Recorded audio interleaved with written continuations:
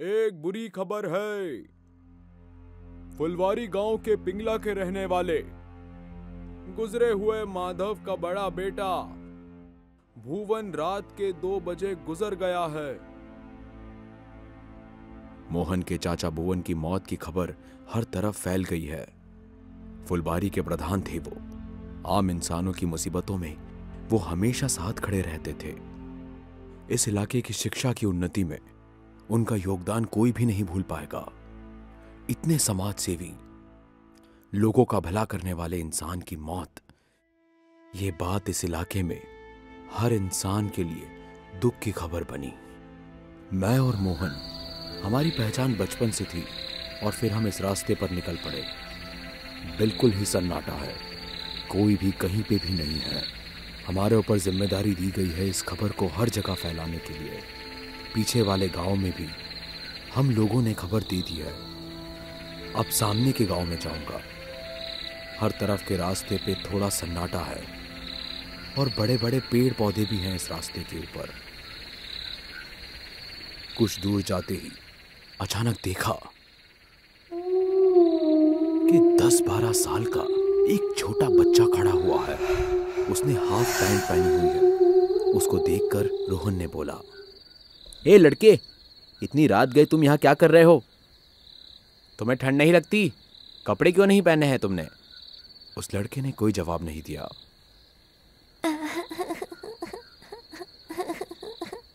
अरे पागल हो गए क्या? ए लड़के, रुक जाओ, मेरी ये चादर तुम्हें दे रहा हूं, इसको लेकर जाओ। लेकिन उसने मेरी बात नहीं सुनी। अचानक वो गायब हो गया।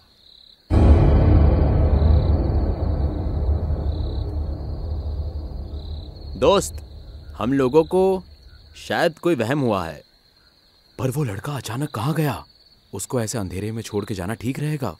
दोस्त, हमें कोई वहम हुआ होगा। यहाँ से वो लड़का कहाँ गायब होगा? हम लोग पूरी रात नहीं सोए हैं, इसलिए शायद ऐसा हो रहा है। चल यार। रोहन की बात पर भी दिल में चैन नहीं आया। फिर भी उस लड़के को बिना ढूंढे ही चलना शुरू कर दिया। हम दोनों को बहुत सारे गांवों में जाना है। सामने रंगोली गांव है।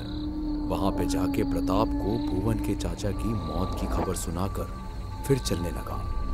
उस रास्ते से आगे चलते ही अरे दोस्त, क्या हुआ है? दोस्त देख वो क्या है? रोहन ने लैंप पोस्ट की तरफ उंगली दिखाई। मैंने देखा कि लैंप पोस्ट पर एक बच्चे की लाश लटकी हुई है।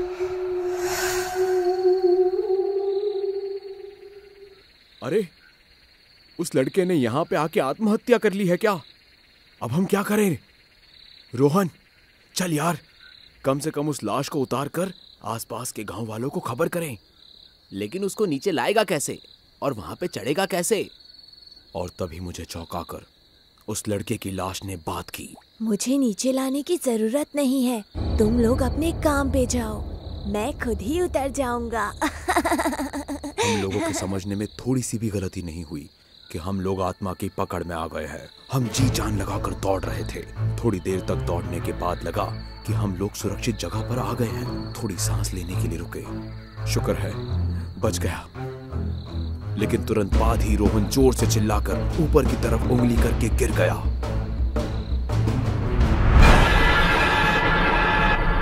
मैंने उसकी उंगली की तरफ देखा तो पता चला, अरे ये तो वही लैंप पोस्ट है।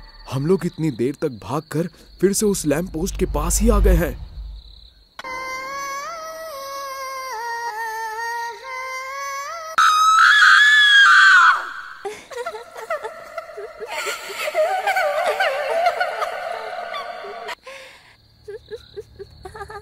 भुवन साहब के मरने की खबर देने जा रहे थे तुम लोग, है ना?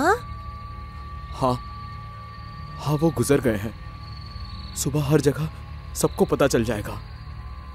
अच्छा, जिस भुवन ने मेरी लाश का अंतिम संस्कार न करके उसे बस्ते में भरकर तालाब में फेंक दिया, उसके अंतिम संस्कार के लिए इतनी तकलीफ उठा रहे हो तुम लोग? अच्छा है। मतलब? तुम्हारे भुवन साहब एक शैतान आदमी थे। ऐसा कोई गलत काम नहीं है जो उसने नहीं किया है। वो तो एक किडनैपर है। छोटे छोटे बच्चों को पकड़ के वो लोग उनके मम्मी पापा से फिरौती लेते थे।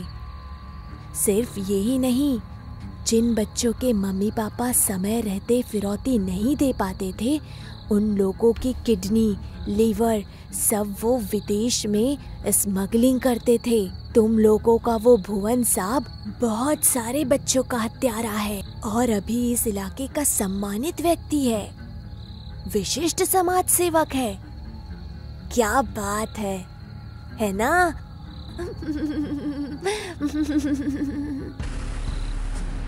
तुम ये सब क्या बोल रहे हो?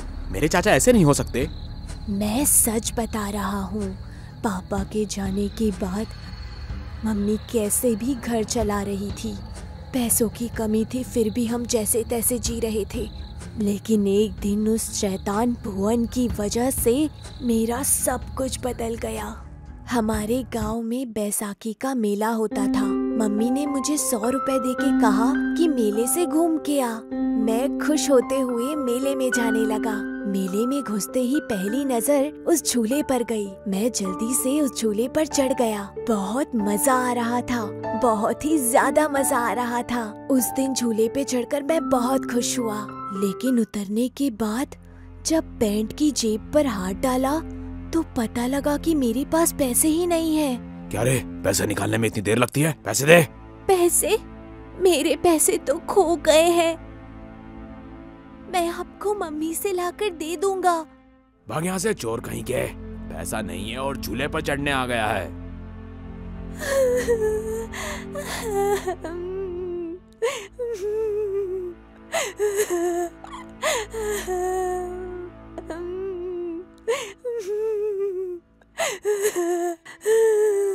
मेरे पैसे तो खो गए हैं। अभी मम्मी से जाके क्या बोलूं मैं? मम्मी ने तो थोड़ा सामान लाने को भी कहा था।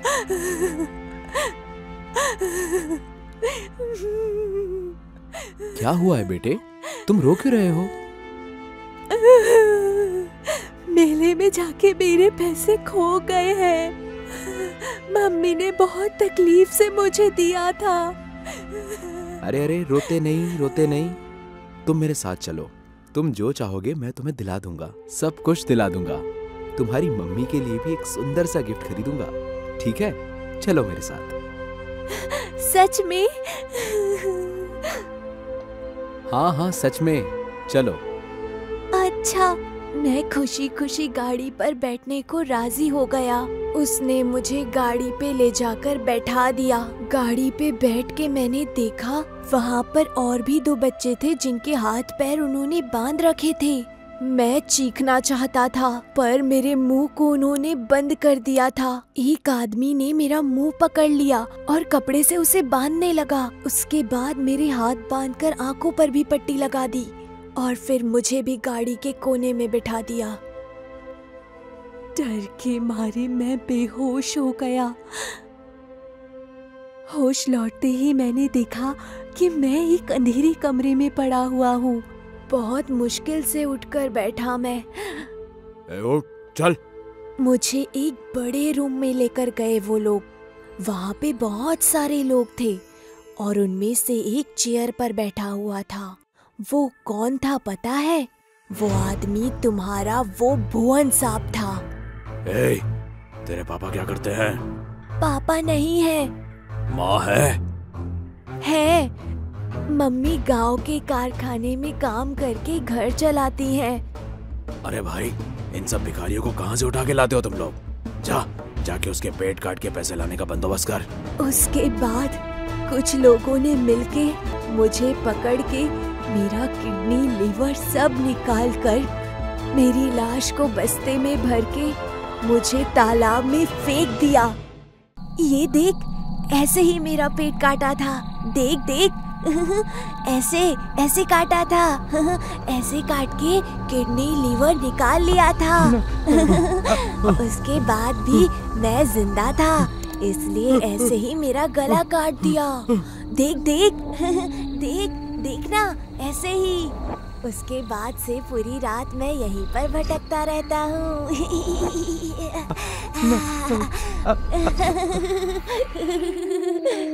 पकड़ पकड़, मेरे सर को पकड़ के देख, देखना।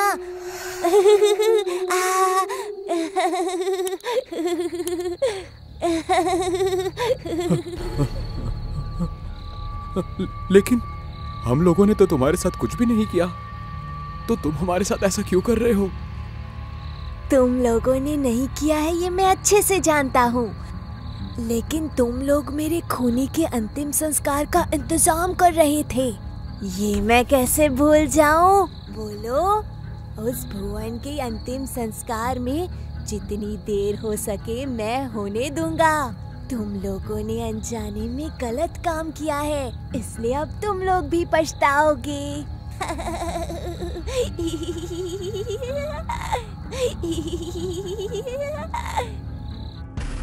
इसके बाद हम दोनों बेहोश हो गए। कुछ देर बाद बहुत लोगों के चिल्लाने की आवाज से हम लोगों को होश आया।